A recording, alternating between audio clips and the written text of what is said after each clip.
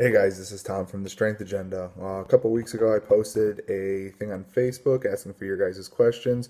Between emails and posts, I've gotten quite a few, so I'm going to try and do a bunch of short videos, not make these too long, and just knock out these questions one by one. But if you have any other questions, either put them in the comment section below, or go ahead and keep messaging me on Facebook or emailing me, and I will be more than happy to answer the question.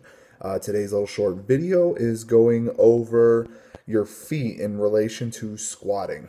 I recently got a question from somebody asking if squatting with a more narrow stance would help them with their pull, and what I thought was like the optimal distance to put in between your feet when squatting. Now, I'm going to start this by saying if you are a power lifter, ignore everything and anything I have to say because I don't know squat about powerlifting, the stance, anything like that. Talk to Travis Mash, talk to Chad Wesley Smith, talk to Brandon Lilly, talk to somebody who actually powerlifts. They'd probably be better off than trying to talk to me. I am speaking strictly from a weightlifting perspective.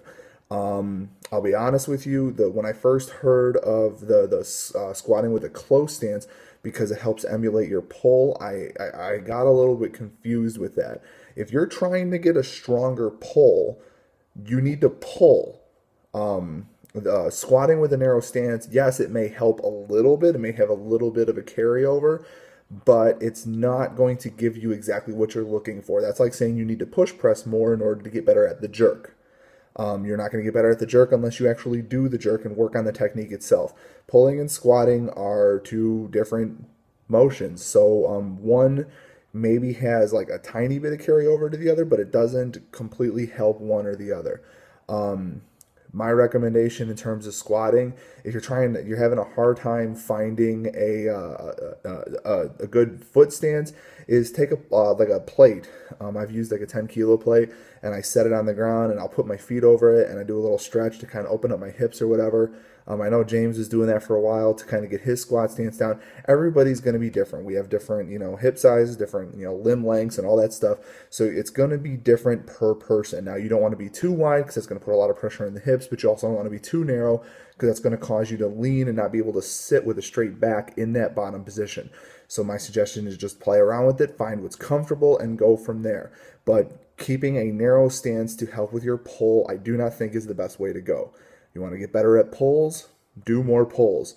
Your squat stance, in my opinion, should resemble your catch position in the lifts, or close to it, anyways, because that's where you're building your strength and standing up, especially from a tough clean, or hopefully you don't have a hard time standing up from a snatch, but getting up from a tough clean and everything like that, having that strength in that position is key. So try to make your squat position resemble what your catch position is.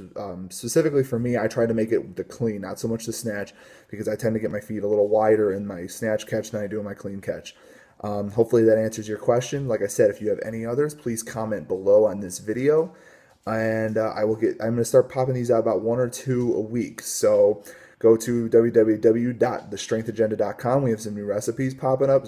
Articles are coming up all the time, and we have some really good athlete interviews coming up. All right, thanks, guys.